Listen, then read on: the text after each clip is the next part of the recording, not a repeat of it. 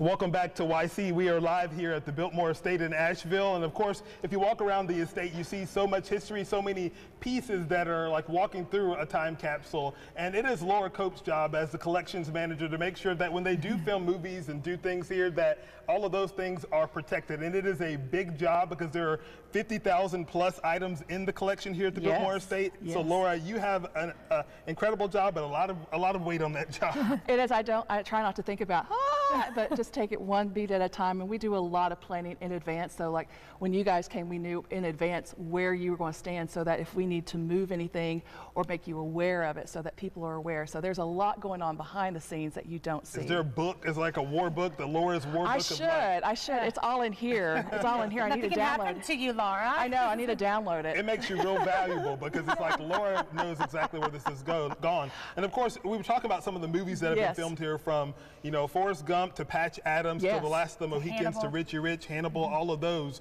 have been filmed here. And just recently, a Biltmore Christmas at Hallmark. What goes into making sure that these really priceless items that are part of the collection are protected? A lot of conversation. We had a great working relationship with the Hallmark team, and we had a lot of meetings talking about, like for the hourglass, there's the broken hourglass, there's the chipped hourglass, there's the whole hourglass. The hourglasses, there's sand on the floor. There was a lot of work that went into that to determine how we're going to do that and make sure that none of the collection was damaged. So it was just a lot of preparation. Well, I hope your boss is watching because you've done a fantastic job. She has been on it from the second the crews rolled in. Yeah, I mean, you almost have to be like a scientist and an archivist. And a drill sergeant. Right, because you have to know, I wouldn't think about like lights from a camera being on an item, like a tapestry or something. That could be be damaging. It's true. We have to be careful. Like we've done so many shoots in here, and we've had balloon lights, but we have to be careful about making sure that the chandeliers aren't damaged. Sometimes we have really big lights, and that we don't want the paintings to be damaged or punctured or anything. So it's all eyes. But we are so thankful for everybody who comes here. We enjoy it,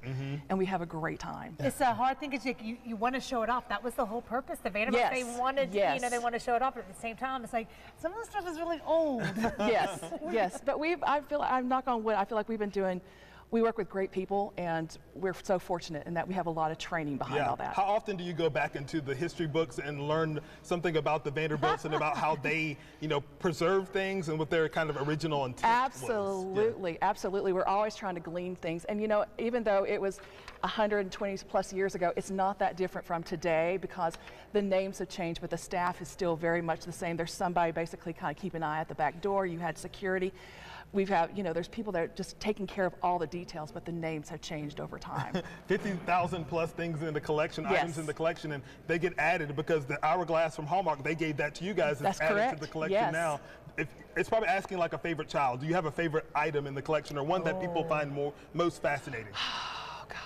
It's not so much a favorite item. I love the tapestry gallery. I love the green of that room. It's very soothing, and I love the tapestries and just the whole vibe itself. Well, thank you so much, Laura, for talking to us and keeping us on the right path because Jack has gone astray a couple times. You're doing a great job.